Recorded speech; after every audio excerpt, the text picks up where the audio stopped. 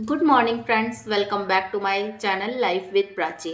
कैसे हैं आप सब? उम्मीद करती हूँ कि आप सब बहुत अच्छे होंगे और अपनी अपनी लाइफ में बहुत पॉजिटिविटी के साथ आगे बढ़ रहे होंगे।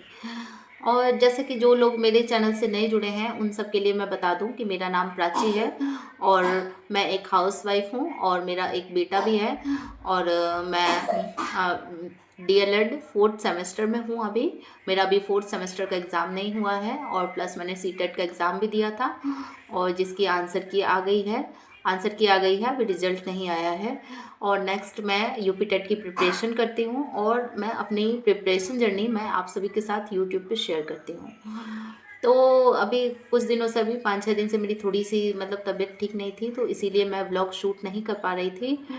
तो और पढ़ाई भी थोड़ी डिस्टर्ब हो गई थी, तो इसीलिए मैंने कोई अभी वीडियो नहीं डाली थी। आप सबके पास तक मेरी कोई वीडियो भी नहीं गई थी। आज मैं कई दिनों बाद मतलब मैं वीडियो शूट कर रही हूँ।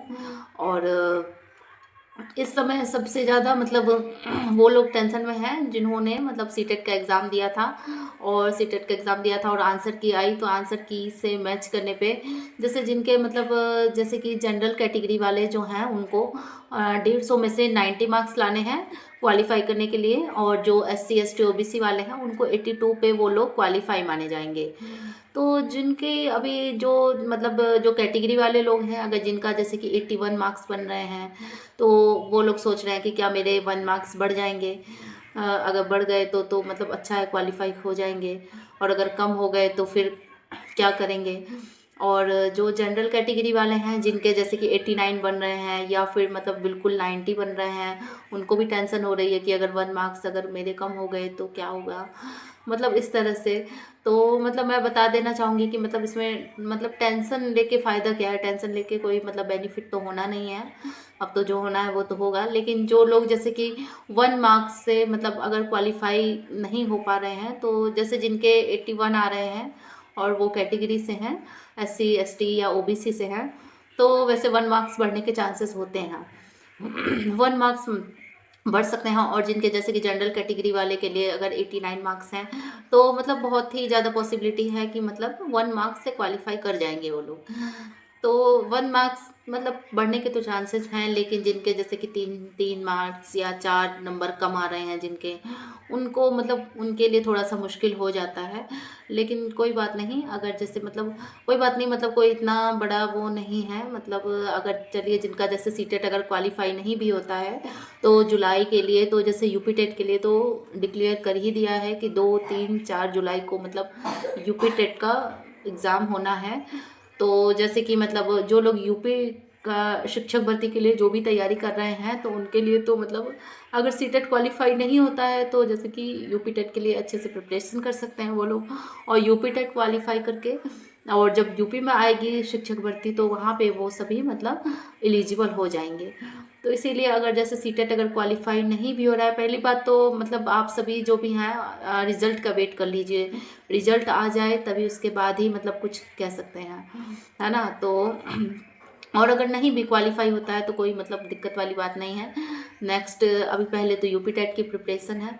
पहले आप सभी मतलब यूपी टेट की प्रिपरेशन कीजिए, और यूपी टेट की प्रिपरेशन करने के बाद और फिर मतलब सीटेट फिर 6 मंथ बाद तो फिर से सीटेट आएगा ही, तो फिर से मतलब प्रिपरेशन करके और अच्छे से मतलब दे सकते हैं, ऐसा नहीं है। हम मतलब अगर थोड़ी सी अगर मेहनत कर ली जाए ना, तो मतलब ऐसा नहीं है कोई सीटेट कोई बहुत मतलब बहुत बड़ा कोई मतलब एग्ज़ाम नहीं है। मतलब बहुत बड़ा एग्ज़ाम नहीं है, लेकिन अगर हम अगर प्रिपरेशन नहीं करते हैं ना, तो छोटा एग्ज़ाम भी मतलब हम लोगों को बड़ा लगता है। क्योंकि अगर जैसे कि अगर हमें सिलेबस ही नहीं पता होगा, हमें मतलब कुछ भी नहीं पता होगा। जैसा कि मैं अपनी बात बताऊं तो जैसे कि 2024 में मैंने फर्स्ट टाइम, उस टाइम पे मैं मतलब BTC फर्स्ट सेमेस्टर में थी, मतलब तभी मेरा एडमिशन हुआ था। तो मैं तो कंफ्यूजन में थी कि पता नहीं अभी मतलब सीटेट का एग्ज़ाम दे सकते हैं या नहीं दे सकते। लेकिन जैसे कि मतलब गाइडलाइन जाना तो पता लगी कि मतलब अगर एडमिशन के अगर जैसे एक दिन भी अगर हो गया है ना, जैसे कि बीएड या डीएलएड में एडमिशन लिए हुए, तो जैसे कि हम सीटेट जैसे कोई भी स्टेट का अगर टेट एग्ज़ाम है तो हम उसको देने के लिए हम एलिजिबल हो जाते हैं। तो मैंने सोचा कि चलिए मतलब देखते हैं एग्ज़ाम दे के मतलब जो भी होगा। कोई तैयारी तो कुछ थी नहीं, कुछ भी नहीं पढ़ा था बिल्कुल भी, बस मैं ऐसे ही चली गई थी एग्ज़ाम देने। तो जैसे कि मतलब एग्ज़ाम दिया मैंने, तो मेरे 72 मार्क्स आ गए थे। 72 मार्क्स मतलब बिल्कुल भी कुछ भी नहीं मतलब देखा था, बस मैं ऐसे ही ट्राई करने गई थी कि देखती हूँ कि मेरे कितने मार्क्स आते हैं। तो मतलब उससे क्या हुआ, कहते हैं ना कि एक्सपीरियंस भी एक बहुत बड़ी चीज़ होती है। तो मुझे एक एक्सपीरियंस हो गया कि नहीं, जैसे मतलब ऐसे क्वेश्चन आते हैं, ऐसे क्वेश्चन आते हैं, ये गद्यांश पद्यांश ये आता है, पैसेज आता है, मतलब मुझे एक स्ट्रक्चर पता लग गया कि मतलब किस टाइप के एग्ज़ाम आते हैं, और जिससे कि मुझे मतलब बहुत बेनिफिट मिला। फिर उसके बाद फिर मैंने सोचा, फिर उसके बाद एक बार और सीटेट आया, तो मैंने फिल नहीं किया था उस टाइम पे मैंने फॉर्म। उसके बाद फिर बीच में फिर 1 साल गैप हो गया, फिर 1 साल तक फिर कोई मतलब सीटेट का फॉर्म आया नहीं था। फिर उसके बाद जो अभी जो फरवरी वाला ये वाला मैंने फॉर्म फिल किया था, और इसकी तैयारी मैंने की थी। मतलब ऐसा नहीं कहूँगी कि मैंने भाई सीटेट के लिए मतलब बहुत बहुत बड़ा वो वैसे मतलब जैसे नोट्स बनाए बहुत मोटे मोटे, या इस तरह से बहुत हाई लेवल वाली तैयारी की थी, ऐसा भी नहीं था।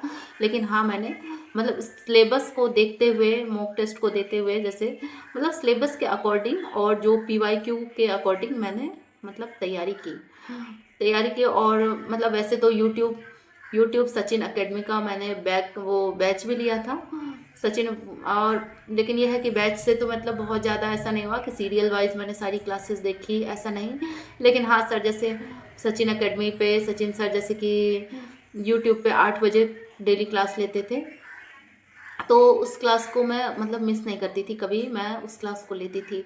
और सर मतलब मोस्टली मतलब सारे मतलब PYQ ही करवाते थे, तो इस तरह से सारे क्वेश्चन सर के मैं देखती थी, और मतलब सॉल्व भी करती थी। और मेरे पास यूथ पब्लिकेशन की जो सीटेट की जो PYQ होती है, वो मैं लेके आ गई थी, वो लेके आई थी।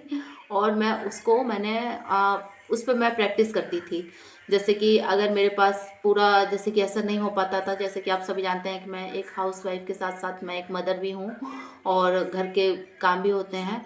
तो ऐसा तो नहीं पॉसिबल होता था कि मैं 2.5 घंटे में कंटिन्यू मैं मतलब OMR शीट पे मैं प्रैक्टिस कर रही हूँ, इस तरह से जैसे नहीं होता था।